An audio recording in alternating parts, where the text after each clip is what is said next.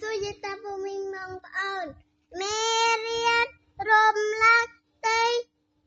21ប្រកបនឹងនៅ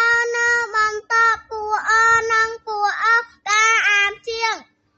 ណអាណានៅណានហនហមតមើហនចយជានៅជាផអុកផោនៅផនថយធាននៅធានណអាណានៅណែនបនៅបំតមើបានតឧតុនៅតុនហៅហ៊ួននៅហ៊ួនចុអាចានៅចានតមើចាន់ធွာថែនៅថែដអាដានៅដា